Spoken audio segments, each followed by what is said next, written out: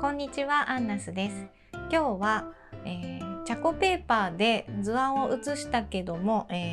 図案がしっかり写らない、薄くしか写らないっていう質問があったので、それに答えています。それでは手元の方にどうぞ。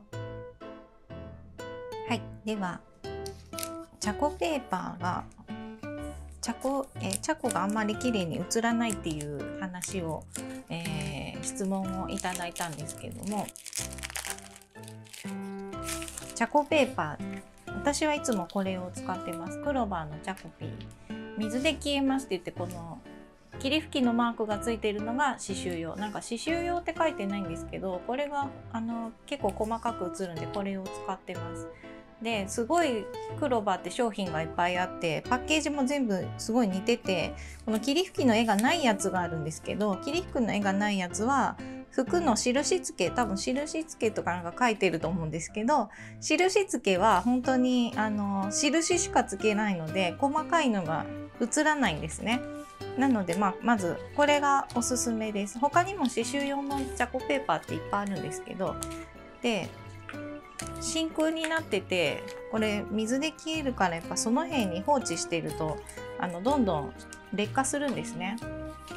なのでチャコペーパーちゃんと密封して入っています。でこういう青いのが2枚と赤いのが1枚入っていて、大きいからって言って大きいまま使うとすぐ劣化します。ここをペリーって全部剥がしちゃうとここがね、インクのところが空気に触れてしまって劣化が早くなるんで、使いたい分だけカットして、私はだいたいこう半分にして、これでも大きい図案写す時はこれで使ったりとかするんですけど、今回ちょっとちっちゃいのやってみようと思うんで、そんなにたくさんいらないから、もう半分の半分ぐらい、これぐらいのサイズにしてます。で筆圧の問題ですね。最終的にはちょっとブルーにブルーで写りにくいかもしれないんですけど、青い方が長持ちします、図案が。で赤だと結構 2,3 日ぐらいで薄くなってくることもあるので、これ薄い水色だから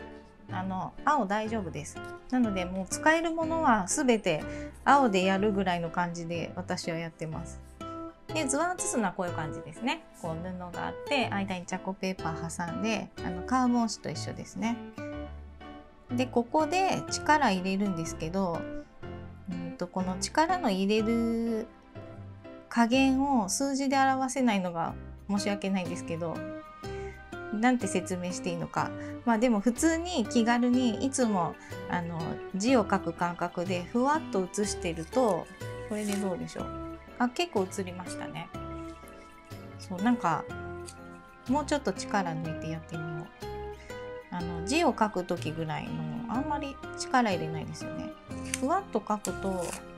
結構薄いんですよね。なんか何も考えずにぼんやりして、なんかただふわーって書いてると結構薄くて、やっぱもう指先に力グーって入れてグーってこのグーが数字では表せないのでもどかしいんですけど、もう人によってはその力入れすぎて図案が破れてしまう場合は、ちょっとポストカードとかが入っているビニールみたいなのを上に乗せて、それで力入れてグーってやって紙破れるほどやるとちょっとやりすぎなんですけど、ものすごい力入れるとこれぐらいは写ります。だから薄い人っていうのはもしかしたらそんなに力が入ってないのかもしれないです。だから元からその筆圧が自分は筆圧が弱いなって思ってない人でも結構弱かったりするんですけど、なんか水性ペンとかだと力入れなくてもスラスラ書けちゃうんで、あんまり力入れて書くことって少ないと思うんですがかなりってやってください。特になんかうっすらしかつかない人はちょっと指先に力入れてもうやるしかないです。なんかそういう感覚的な話しかできなくて申し訳ないんですけど、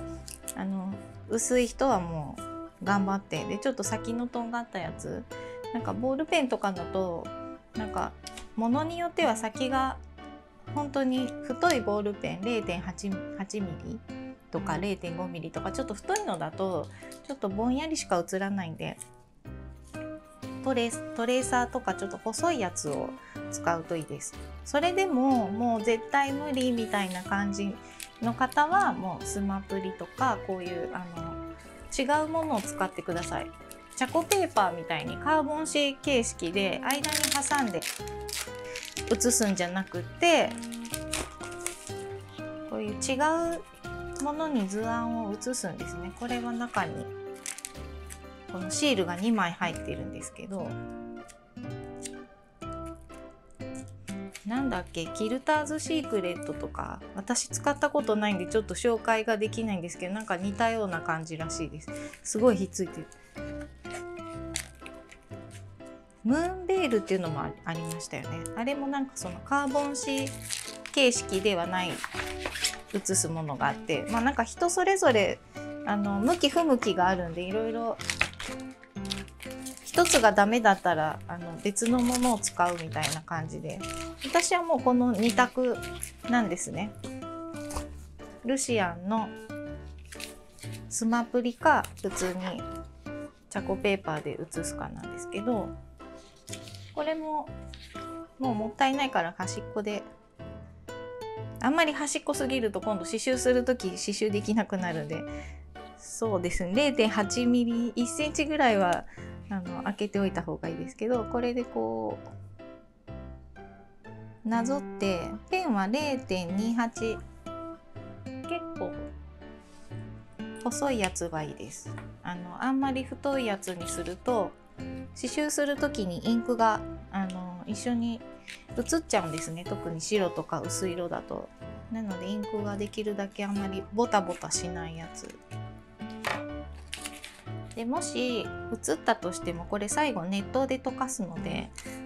一緒に水性ペンで描いていればその写っちゃったやつも一緒に流れ落ちるんで大丈夫です。でこれだと細かいところも写るので、これはこれで便利です。でこうやって貼って、ちょっと違ったなみたいな、もうちょいこっちかなみたいな時もう一回貼り直せるんで、チャコペーパーだと一回書いたらもう消さないと移動できないんですけど、微調整ができるんで、例えば服とかあと T シャツとかなんかそういうものとか、服着てからじゃないと位置が分かりづらいものとか、そういうものはこう服を鏡にこう自分で当てて、でその鏡で見ながらこうやってこう位置を貼り直したりしてやると結構便利です。あと細かいもの、チャコペーパーだと写しにくい細かいものとか写すのに結構便利です。っていう感じで、ご自分の好きなもので使い分けてもらうといいんですけど、とりあえず、図案しっかり写すともうインクがなくなっちゃってこんな真っ白になるんですね。で白いところはもうインクがないっていう状況なので、同じ場所も使わないで別のところで次写す時は別の場所使うとかってしてもらってっていう感じですね。なのでちょっと書く時に薄いって方は多分力があんまり入ってないんだと思うんで、そこだけちょっと力入れてやるようにしてみるといいと思います。以上です。いかがでしたか？チャンネル登録といいねボタンをよろしくお願いします。それではさようなら。